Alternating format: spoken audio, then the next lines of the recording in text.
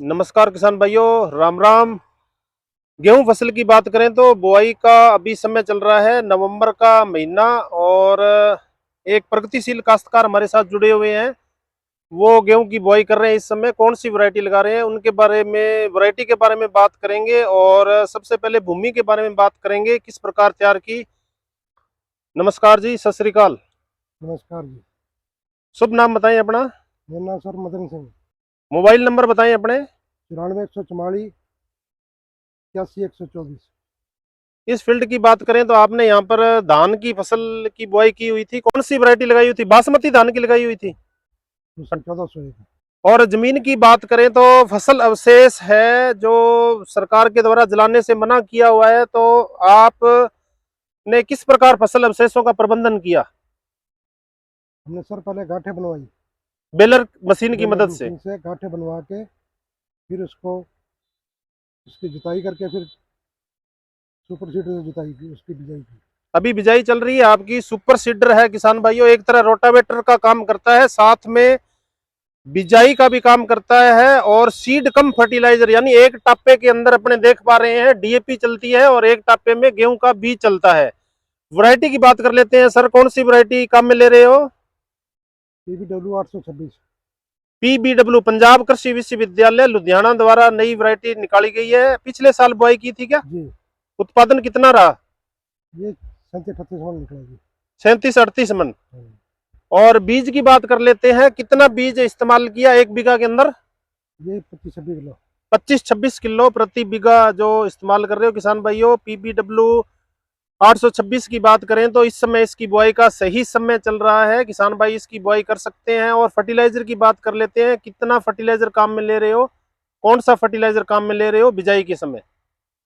DAP डाल रहे हैं इसके अंदर। DAP 20 किलो पर बीघा। 20 किलो प्रति बीघा। यूरिया भी इसमें प्रयोग किया नहीं है। नहीं जी। और किसान भाइयों आप देख पा रहे हो सुपर सीडर की सहायता से है जो बिजाई चल रही है। और किसान को सलाह देना चाहते हैं कि यूरिया आपने इसमें जरूर प्रयोग करना था, 20 से 25 किलो। जो ये आप घास फूस देख रहे हो, जब डीकम्पोज होता है तो अपनी फसल है 15 से 20 दिन के बाद में पीला होना स्टार्ट हो जाती है। इसलिए आप 15 से 20 किलो यूरिया आगे जो खेत तैयार करें उसमें जरूर छांटें। किसान भाइयों सुपर सीडर की जब बात करें तो ये आप देख रहे हो, ये यंत्र जब चलता है आगे इसमें रोटावेटर चला होता है जो जमीन को अच्छी तरीके से भुरभुरी बनाता है। और ये जो प्रगतिशील काश्तकार है इन्होंने पहले इसमें डिस्क हैरों का प्रयोग किया है। डिस्क हैरों का प्रयोग करने से ये फायदा होता है कि ये जो सुपर सीडर है ये भली भांति बिजाई कर पाता है।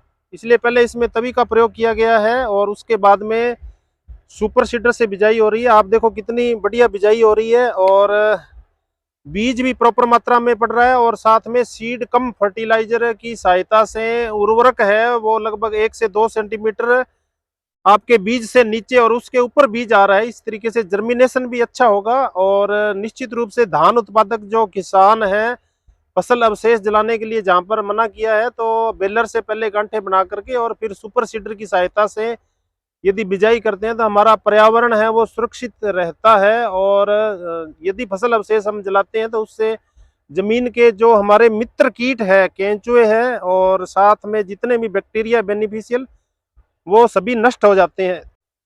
तो किसान भाइयों सुपर सीडर का प्रयोग करने से हमें ये फायदा मिलता है और साथ में बिजाई भी बहुत ही सही ढंग से होती है। वैरायटी की बात करें तो पीबीडब्ल्यू 826 है जो पिछले वर्ष कहां से लेके आए थे सीड? ये सिरसा से लाई थे। सिरसा से। और सिंचाइयों की बात करें तो आपकी उपजाऊ मिट्टी है, कितनी सिंचाइयां हुई है पिछले वर्ष? सिंचाइयों की बात करें, पानी जो तो 3 पानी लगे थे। 3 पानी लगे हैं।